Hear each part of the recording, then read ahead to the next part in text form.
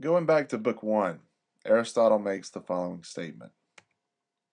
It would seem people quite reasonably reach their conception of the good, i.e. of happiness, which we now understand to be eudaimonia, from the lives they lead. For there are roughly three most favored lives: the lives of gratification, of political activity, and third, of study.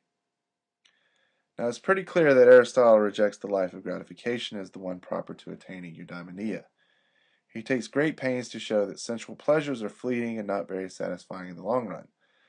He spends much of the Nicomachean Ethics discussing the virtues of character as part of the investigation of whether the life of political activity, and here we should understand that as acting within social situations, living with other people, is one conducive to eudaimonia. He seems to think that by attaining the virtues listed in Book 2 and making these virtues a part of ourselves through habituation, we can achieve eudaimonia. But in Book 10, he seems to amend the claims he has been making up to this point. He says the following: if happiness is activity in accord with virtue, it is reasonable for it to accord with the supreme virtue, which will be the virtue of the best thing.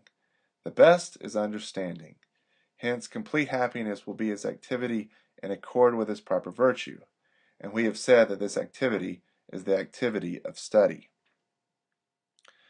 Why does he think that the most preferable life is one of study, that is, contemplation, rather than one acting in concert with others? He says that first, understanding is the supreme element in us, insofar as our proper function is acting from reason. Second, study is the most continuous activity, that is, we can do this without stopping more than we can do anything else. Third, study is pleasurable. Fourth, it's self-sufficient. In other words, one doesn't need other people in order to live a life committed to study. Fifth, we seem to value study for its own sake, and not for something else it can give us.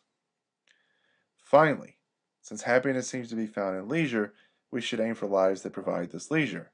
The political life leaves little room for leisure, while the life of study does give us such leisure. Summing up, then, he says the following: the activity of understanding, it seems, is superior in excellence because it is the activity of study, aims at no end apart from itself, and has its own proper pleasure, which increases the activity. Further, self-sufficiency, leisure, unwearied activity, as far as possible for a human being, and any other features ascribed to the Blessed Person are evidently features of this activity.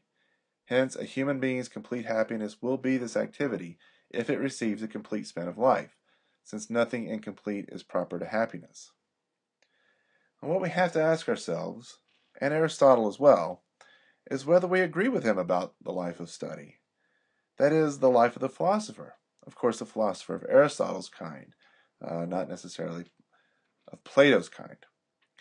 And is this life of study the life suited best for eudaimonia? If we disagree, do we take issue with his reasons? That is, that this life of study is self-sufficient, pleasurable, continuous, conducive to leisure? Or do we disagree that these properties lead to a life of eudaimonia? This is something to consider as distinct from his earlier account of living a life of eudaimonia and a life of political activity.